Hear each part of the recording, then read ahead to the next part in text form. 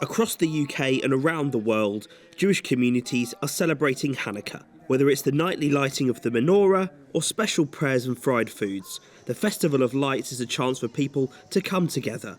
Here in the West Midlands, members of the Chabad Solihull and Solihull Shul gathered on the first night of the celebration. Watching on and protecting the event were members of the police, a reminder of the increased hostility towards Jews in the UK. In the 60 days after the Hamas terror attack on Israel, the Community Security Trust recorded at least 1,890 anti-Semitic incidents across the UK. That's the highest ever total reported across a period of that length since the start of records in 1984. Organiser of this event, Rabbi Pink, says it's heartening to see a community proudly identify with their heritage.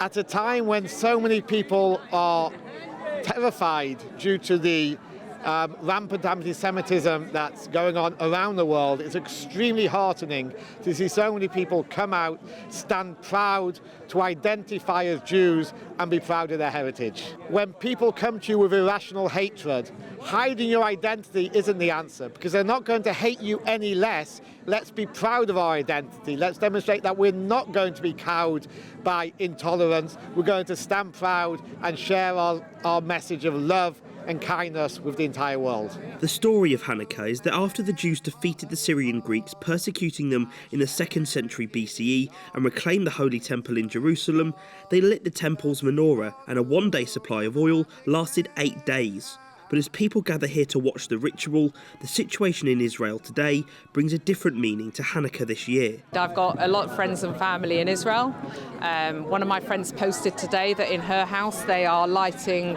they have 2 menorahs. They have one that they're lighting and one that they're not for all the hostages.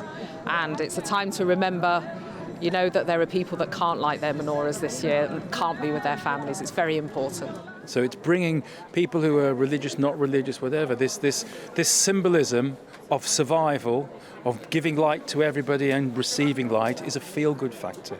And it brings everybody together, strangers in the street, not just family. It's not like a sit-down Christmas lunch. It's 8 days, not even the week, which is 7 days. It's one extra day to go that extra mile. For many Jewish families across the world, this Hannukah will be one for remembrance, with the hope the candles on their menorah can bring light into their darkness. Jack Carson, GB News, Solihull.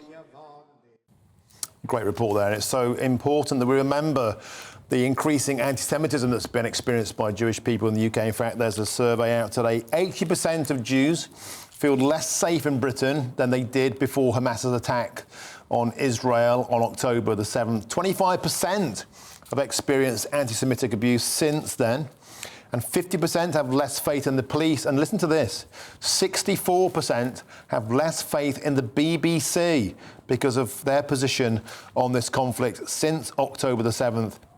An astonishing 90% said anti-Semitism is a significant problem in the UK, and 70% say it's got worse over the past 5 years. Later on in the show, we'll have an astonishing story about some literature that's been used in British classrooms, which is, I believe, blatantly anti-Semitic, and it's asking questions in one of the reports given to children.